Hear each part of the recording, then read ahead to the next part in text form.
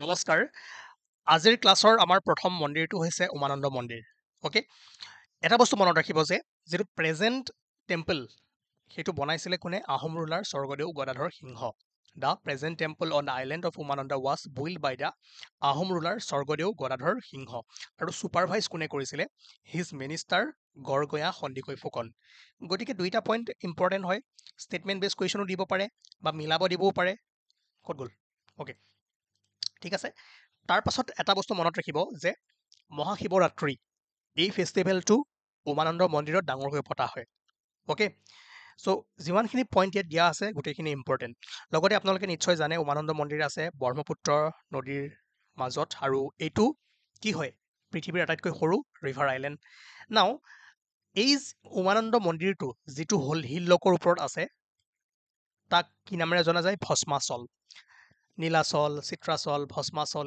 এইবোৰতো একদম মানে মুখৰ আগতে থাকিব লাগিব ইয়াৰ পৰা বাৰে বাৰে কুৱেশ্যন সুধি থাকে ঠিক আছে গতিকে উমানন্দ মন্দিৰ আছে ভস্মাচল পাহাৰৰ ওপৰত আৰু ভস্মাচল নামটো কেনেকৈ আহিল এই ষ্টৰিটোতো মই আগতে কৈছোঁ তথাপিও আকৌ এবাৰ সৰুকৈ কৈ দিওঁ চাওক যেতিয়া সতী দেৱীৰ মানে যিটো আধা জ্বলা দেহটো মহাদেৱে কোলাত লৈ বিশ্বব্ৰহ্মাণ্ড ঘূৰি ফুৰিছিলে সেই সময়ত কি কৰিছিলে ভগৱান বিষ্ণুৱে সুদৰ্শন চক্ৰৰে দেহটো টুকুৰা টুকুৰিকৈ কাটি দিছিলে তাৰ এটা টুকুৰা ক'ত পৰিছিল নীলাচল পাহাৰত য'ত কামাখ্যা মন্দিৰ হ'ল তাৰপিছত সতীদেৱীৰ দেহটো টুকুৰা হোৱাৰ পাছত মহাদেৱৰ কোলাৰ পৰা নাইকিয়া হোৱাৰ পাছত মহাদেৱৰ কি হ'ল আকৌ খং উঠিল আহি ফালে এই উমানন্দ মন্দিৰৰ যি পাহাৰ তাতে কি কৰিলে অনন্তকালৰ কাৰণে ক'ত গ'ল ধ্যানত বহিলে আৰু যেতিয়া মহাদেৱ ধ্যানত বহি গ'ল নিজৰ কাম বন বাদ দিলে বাকী ভগৱানবোৰৰ চিন্তা লাগি গ'ল যদি মহাদেৱে কাম নকৰে কেনেকৈ সংসাৰ চলিব আৰু সেইকাৰণে সকলো দেৱ দেৱতাই কি কৰিলে কামদেৱক পঠালে যে মহাদেৱৰ ধ্যান ভংগ কৰিব লাগে কামদেৱ আহিলে আহি ধ্যান ভংগ কৰি দিলে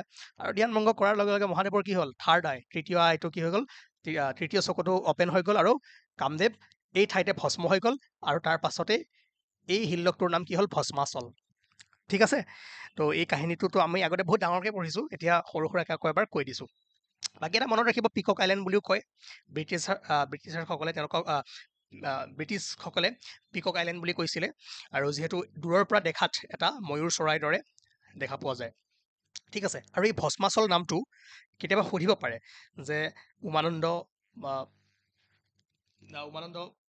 আইলেণ্ডৰ নামটো আমি ভস্মাচল বুলি ক'ত ক'ত পাওঁ কালিকা পুৰাণ আৰু যোগিনী তন্ত্ৰ ঠিক আছে in the two ancient text of Assam Kalika Purana and Yogini Tantra the island of Umananda is mentioned as Bhasmachal Bhasmachaliya and Bhasmakut ঠিক আছে এই তিনিটা নামেৰে মানে তাতে আমি পাওঁ ইম্পৰ্টেণ্ট পইণ্ট কি ভস্মাচল ক'ত শুনিবলৈ পাওঁ কালিকা পুৰাণ আৰু যোগিনী তন্ত্ৰত কি নামেৰে আছে ভস্মাচল ভস্মাচলীয়া ভস্মাকুট চাওক ষ্টেটমেণ্ট বনাই দিব পাৰে ইয়াতে কিবা এটা সলাই দিব ধৰিব নোৱাৰিব গতিকে একদম প্ৰত্যেকটো পইণ্ট মই ইয়াত যিমানকেইটা পইণ্ট দিছোঁ কুৱেশ্যন বনালে ইয়াৰ ভিতৰতে বনিব ঠিক আছে ইয়াৰ বাহিৰত নাহে কিন্তু যিমানখিনি দিয়া আছে সিমানখিনি আপোনালোকে মনত ৰাখিব লাগিব অ'কে তো উমানন্দ মন্দিৰ হৈ গ'ল তাৰপিছত আহিলে আপোনাৰ নৱগ্ৰহ টেম্পল আছে ক'ত Chitrachal hill of Guwahati Chitrachal okay আৰু নৱগ্ৰহ নামটোতে গম পাইছে 9 প্লেনেট ঠিক আছে আৰু এই ষ্টৰিটো মই কৈছিলোঁ যে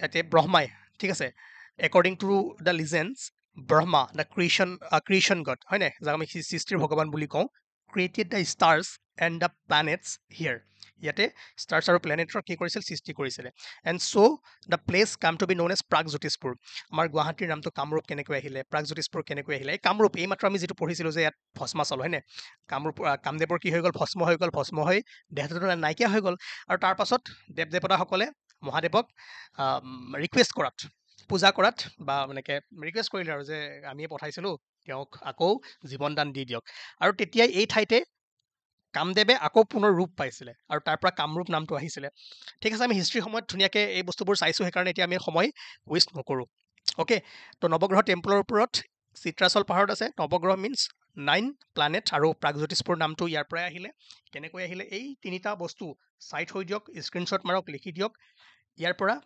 ষ্টেটমেণ্ট বেছ কুৱেশ্যন বনাব পাৰে অ'কে নাও ৰামাচন্দী টেম্পল মাইবং এই ইম্পৰ্টেণ্ট হয় ইয়াৰ পৰা কুৱেশ্যন আহিছে যোৱাবাৰ যদি আপোনালোকে ভালদৰে মন কৰে আৰু লগতে মন কৰিব আছে ক'ত ডিমা হাছাও ডিষ্ট্ৰিক্ট আৰু মাহুৰ ৰিভাৰ ৰামাচন্দ্ৰী টেম্পল মাহু ৰিভাৰৰ পাৰত আছে। অ'কে, এইটো মনত ৰাখিব। বাকী এই পইণ্টকেইটা এবাৰ চাই থৈ দিয়ক, কাৰণ নেক্সট এক্সামত পাই যাব পাৰে যে Maibong located in North Cachar Hills was the capital of Kachari kingdom. সকলোৱে জানে মাইবং কছাৰী কিংডমৰ কেপিটেল আছিলে from the mid 16th century to the mid 18th century CE। Okay, আৰু এই পইণ্টটো মনত ৰাখিব যে it is stated that Maibong was established as the capital at around 1576 CE by King Megha Narayan or Nirbhaya Narayan। আৰু মাইবঙক 1576ত capital হিচাপে establish কৰা হৈছিলে বাই নিৰ্ভয়া নাৰায়ণ বা মেঘা নাৰায়ণ। এইটো ইম্পৰ্টেণ্ট পইণ্ট হয়।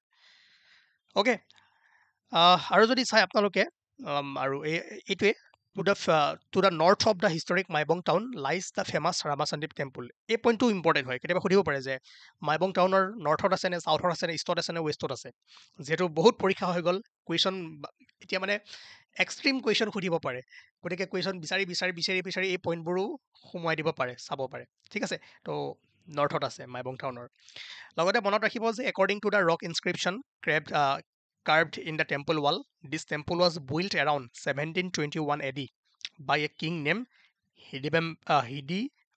Hidimbesar Harichandra। ঠিক আছে, তাৰপাছত the monolithic temple carved out the upper portion of a huge boulder on the banks of Mahu river। এইটো অলৰেডি আমি ক'লো। তো ইমান এই ইনফৰ্মেশ্যনখিনিতো আপোনালোকে মনত ৰাখিব লাগিব, তাৰ বাহিৰে উপায় নাই, বা ইয়াতকৈ বেছিও নালাগে, কিন্তু ইমানখিনিতো লাগিব। তাৰপাছত যদি চাই ইম্পৰ্টেণ্ট টেম্পল অশ্বক্লান্তা টেম্পল, এইটো আছে নৰ্থ গুৱাহাটীত। অলপ আগত আমি চালোঁ উমানন্দ ক'ত আছে, নৰ্থ নে চাউথ? নাই, একদম ব্ৰহ্মপুত্ৰৰ মাজত আছে।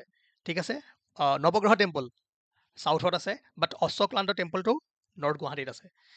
লোকেশ্যনবোৰ ইম্পৰ্টেণ্ট হৈ যায়। মাজগাঁও কেতিয়াবা সুধি দিব পাৰে, ঠাইখন মিলাব দিব পাৰে। ঠিক আছে, আৰু অশ্বক্লান্তা আমি যেতিয়া এনচিয়েণ্ট হিষ্ট্ৰী পঢ়িছিলোঁ মাইথলজিকেল ৰুলাৰসকলৰ বিষয়ে, বা আমাৰ যিখিনি মাইথলজি আছে তাৰ ওপৰত যেতিয়া পঢ়িছিলোঁ, ক'ত গ'ল আৰে হা, ইয়াতে কি হৈছিলে যে when Srikrishna eloped Rukmini from Vidarbha to Dwarka, যেতিয়া শ্ৰীকৃষ্ণই ৰুক্মিণী হৰণ কৰিব আহিছিলে, হয় নাই, সেই সময়ত ষ্টৰিটো জানি শ্ৰীকৃষ্ণৰ ঘোঁৰাকেইটা কি হয়, ভাগৰুৱা হৈ গৈছিল, আৰু ভাগৰুৱা হোৱাৰ কাৰণে এই ঠাইতে ৰেষ্ট লৈছিল, অশ্বক্লান্তা। ইয়াতে ঘোঁৰাকেইটা ভাগৰুৱা হৈ গৈছিল, টায়াৰ্ড। আৰু তেনেকুৱা আৰু এটা ষ্টৰিত আমি পাওঁ যে another legend state that after Krishna killed Narakasura, ইয়াত আৰু এটা পইণ্ট সোমাই আছে, নৰকাসুৰক কোনে বধ কৰিছিলে? কৃষ্ণ, অৰ্জুন, ভীমা, none of the above, কৃষ্ণই বধ কৰিছিলে। The king of Pragjyotishpur, the horses of the chariot of Krishna fell tired and rested in the place. সেইটোৱে মানে ইয়াতে আপোনাৰ শ্ৰীকৃষ্ণই নৰকাসুৰক বধ কৰি অহাৰ পাছত, ঠিক আছে, আৰু এই ঠাইতে ঘোঁৰাকেইটাৰ টায়াৰ্ড হৈ গৈছিলে। গতিকে দুইটা পইণ্টৰ পৰা আমি ইমানে গম পাওঁ অশ্বক্লান্তা মানে কি, ইয়াত ঘোঁৰা ভাগৰুৱা হৈ গৈছিলে, বাছ ইমানেই। এই পইণ্টটো মনত ৰাখক আৰু বাকী গম পাই যাব। ইম্পৰ্টেণ্ট পইণ্ট মনত ৰাখিব লগা বস্তু হ'ল যে the existing temple was built by Ahom king Shivasingha. ঠিক আছে, অশ্বক্লান্ত টেম্পল যিটো এক্সিষ্টিং টেম্পল আছে বৰ্তমান আমি পাওঁ, সেইটো কোনে বনাইছিলে? শিৱসিংহ। এইটো বেছি ইম্পৰ্টেণ্ট হয়। আৰু অশোক অষ্টমী ইম্পৰ্টেণ্ট এটা ফেষ্টিভেল হয়, যিটো অশ্বক্লান্ত টেম্পলত ডাঙৰকৈ পতা হয়। ঠিক আছে, গতিকে এইটো চাই থ'ব পাৰে। Besides it also' hold the impression of 10 incarnation of lord Vishnu. ভগৱান বিষ্ণুৰ যি 10টা অৱতাৰ, সেইটো আপোনালোকে অশ্বক্লান্ত টেম্পলৰ ভিতৰত পাব। অ'কে, তো যিমানখিনি ইনফৰ্মেশ্যন মই হাইলাইট কৰি থৈ দিছোঁ আৰু যিমানটা পইণ্ট মই দি থৈ দিছোঁ, এতিয়া স্ক্ৰীনশ্বট লওক, নহ'লে লিখি ৰাখক। আদাৰৱাইজ PDF-বোৰ লাগিলে আমাৰ ইণ্ডিয়া, ৱৰ্ল্ড, আছাম পৰ্চন, এনেদৰে ভালদৰে আপোনালোকে পাই যাব। কণ্টেক্ট কৰিব 8822614404। ইয়াত কণ্টেক্ট কৰিলে আপোনালোকে এনেকৈ নোটছবোৰ ল'ব পাৰিব। নেক্সট আমি চাবলৈ গৈ আছোঁ হয়গ্ৰীৱ মাধৱ টেম্পল। ঠিক আছে, আছে ক'ত? Manikut hill of Hajo. গতিকে এই হিলকেইখন মনত ৰাখি থৈ দিব, হয়গ্ৰীৱ মাধৱ টেম্পল, মণিকোট হিল, হাজোত আছে। অ'কে, নাও আৰু বৰ্তমান যিটো present day temple of Hayagriva Madhava was rebuilt by Koch king Raghudeva Narayan. Important হৈ পৰে। বাকী যদি আমি যিকেইটা টেম্পল চাই আহিলোঁ আহোম কিঙে বনোৱা, হয়নে? এইটো যদি চাই হয়গ্ৰীৱ মাধৱ টেম্পল কোচ কিং ৰঘুদেৱা নাৰায়ণ, দিব পাৰে যে 4টা টেম্পল দি দিলে, মাজত এইটো সোমাই দিলে, তলৰ কোনটো টেম্পল আহোম ৰুলাৰে বনোৱা নাছিলে। ঠিক আছে, তো মনত ৰাখিব হয়গ্ৰীৱ মাধৱ টেম্পল মণিকোট হিলত আছে, আৰু ৰিবিল্ড কোনে কৰিছিলে? কোচ কিং ৰঘুদেৱা নাৰায়ণ। তাৰ পাছত ইম্পৰ্টেণ্ট পইণ্ট কি হয়, ইয়াতে হয়গ্ৰীৱ মাধৱ টেম্পলত ৰঘুদেৱা নাৰায়ণ, প্ৰমত্ত সিংহ আৰু কমলেশ্বৰ সিংহৰ আপোনালোকে ইনস্ক্ৰিপশ্যন পাব। ঠিক আছে, এইখিনি মনত ৰাখিব কাৰ কাৰ ইনস্ক্ৰিপশ্যন পোৱা যায়। কেতিয়াবা চাওক, ন' ডাউট বনাইছে ৰিবিল্ড কৰিছে কোচ কিং ৰঘুদেৱা নাৰায়ণে, কিন্তু ছেকেণ্ড ষ্টেটমেণ্টটো দি দিব যে ইয়াতে ৰঘুদেৱা নাৰায়ণ, আহোম কিং প্ৰমত্ত সিংহ আৰু কমলেশ্বৰ সিংহৰ ইনস্ক্ৰিপশ্যন পোৱা যায়, ট্ৰু অৰ ফলছ।